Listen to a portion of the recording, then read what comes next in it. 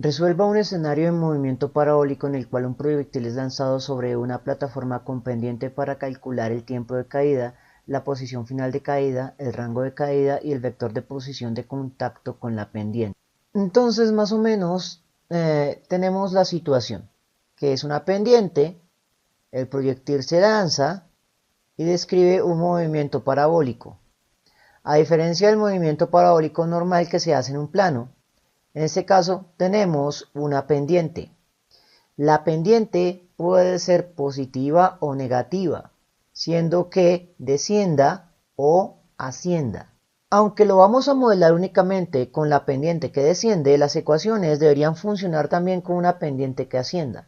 Ahora, aunque físicamente este es el escenario que pretendemos determinar, con el ángulo de la pendiente de ascenso siendo este de acá, el hecho es que matemáticamente vamos a manipular el triángulo opuesto, o sea, este triángulo, siendo que el ángulo que está a este punto es el mismo ángulo de la pendiente, de forma tal que vamos a determinar una posición final en Y negativa y una posición final en X positiva. Y como matemáticamente el ángulo que estamos trabajando que sería inverso a los ángulos que trabajamos normalmente con el marco de referencia, que sería el punto de lanzamiento. Entonces, aunque en el enunciado aparezca que el ángulo es positivo, en realidad vamos a tener ángulo negativo con respecto al eje Y. Adicionalmente vamos a tener dos ángulos. El ángulo de la pendiente, que es ese de acá, el azul, y el ángulo de lanzamiento, que es este de acá. Entonces, al ángulo de lanzamiento lo voy a llamar teta, y al ángulo de la pendiente lo voy a llamar phi. Y voy a comenzar describiendo las ecuaciones para el triángulo. Entonces, en un triángulo normal voy a tener que la posición o altura en Y es igual a la magnitud de la hipotenusa por el seno del ángulo, que en ese caso lo voy a denominar el ángulo phi, siendo phi el ángulo de lanzamiento. Sin embargo, esta componente va a ser negativa en este escenario, ya que la componente Y descendería con respecto al punto de origen. Sin embargo, la componente en X se va a comportar como un triángulo normal. Por lo tanto, la posición final en X va a ser positivo de la hipotenusa multiplicada por el coseno del ángulo phi. Y con esto ya tenemos la descripción del triángulo. Ahora vamos a proceder a la descripción del movimiento parabólico. Vamos a comenzar con la ecuación más simple de todas, que correspondería a la del rango máximo o la posición final. Entonces, recuerde que en el eje X el tiro parabólico se describe como rectilíneo. Por lo tanto, la posición final en X va a ser igual a la velocidad inicial en X por el tiempo de vuelo más la posición inicial en X. En este caso voy a asumir que la posición inicial en X vale 0, lo que me simplifica esta expresión.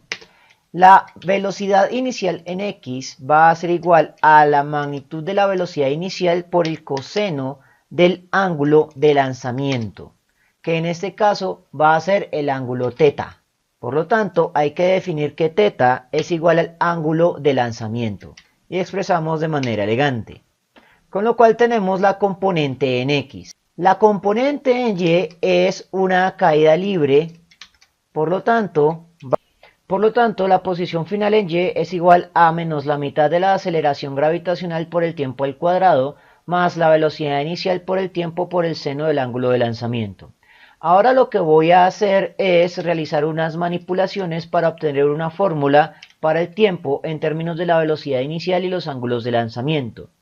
Entonces, lo primero que voy a hacer es reemplazar la posición final en X por lo que vale en términos de la consideración del triángulo. La posición final en Y por lo que vale en términos de la consideración del triángulo.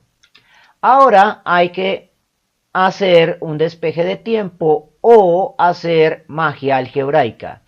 Y pues no necesariamente necesitamos hacer la ruta de despejar el tiempo, porque en esa ruta vamos a obtener una cuadrática con identidades trigonométricas, lo cual puede llegar a ser un poco retador. Además, hay una ruta en la cual podemos ignorar esa situación. Y esa ruta es dividir una ecuación entre la otra. Entonces, lo que estoy haciendo aquí es preparar la ecuación de y para poder dividir x. Y dividir entre el valor de x es tomar lo que vale x y colocarlo dividiendo. Con esto hemos dividido una ecuación entre otra, una igualdad entre otra igualdad, lo cual es algebraicamente válido. Lo que sigue es pues resolver este factor común. Por lo tanto, tengo que abrir espacio para poder hacer la multiplicación de factor común. Como el término que estaría haciendo común es algo que está en el denominador, tengo que abrir espacio en los denominadores y ahora sí multiplico. Y he resuelto un factor común, algebraicamente válido. Posteriormente vamos a cancelar lo que pueda cancelarse. Por ejemplo, la velocidad inicial por el tiempo, el vector posición final. Obtenemos dos situaciones en las que tenemos el seno sobre el coseno, por lo tanto podemos reemplazar por la tangente. Tiempo al cuadrado que multiplica es igual a tener tiempo por tiempo. Y uno de esos tiempos que multiplica se va a cancelar con un tiempo que divide. Por lo tanto, la ecuación quedó expresada en un solo tiempo y ahora sí puedo despejarlo y expresarlo en valores conocidos como la velocidad inicial y los dos ángulos conocidos. Y la aceleración gravitacional pues es una constante. Así que con esto ya puedo expresar el tiempo. Entonces lo que hago es pasar esta tangente a restar.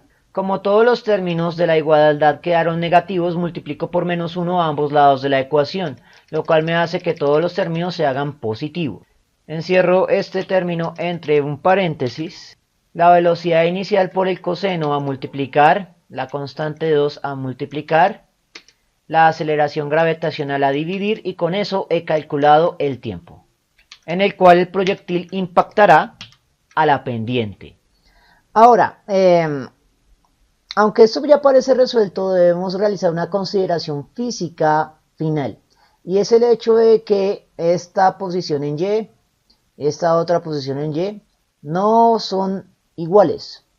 Eso se debe a que si dibujamos bien el movimiento parabólico, vamos a tener una posición en Y que llega hasta el piso. Esa será la ecuación que tendríamos siguiendo esta expresión. Pero en este caso tenemos un piso real que se eleva, y ese piso que se eleva sería expresado por esta ecuación. Eso significa que para la batería de ecuaciones en este escenario, aunque nos valimos de la ecuación de caída libre para poder calcular el tiempo, no la podremos reusar para calcular la posición final de Y. Dicho lo anterior, entonces me voy a concentrar en las ecuaciones que voy a trabajar ahora. La posición en Y que se calcula con esta ecuación no nos sirve, porque esta posición en Y va a corresponder al piso y no a la superficie del plano inclinado. Así que la ignoro porque ya no la voy a emplear. Y me voy a enfocar en el orden del cálculo. Cuando hagamos estos ejercicios, el primer cálculo que vamos a hacer es el tiempo. Con el tiempo y la magnitud de la velocidad inicial podemos calcular la posición en X. Posteriormente podemos invocar las ecuaciones vectoriales que demostramos en videos anteriores para calcular la posición final. Solo que en este caso no vamos a tener ángulo θ, sino ángulo φ para ese triángulo.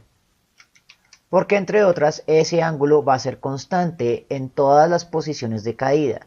Es decir, este vector de posición siempre va a estar dado al ángulo φ, que es el ángulo de la pendiente. Y me enfoco únicamente en la ecuación que contiene el coseno y el ángulo φ. Porque la posición en X la habré calculado en el punto anterior y el ángulo φ es el ángulo de la pendiente que da en el enunciado.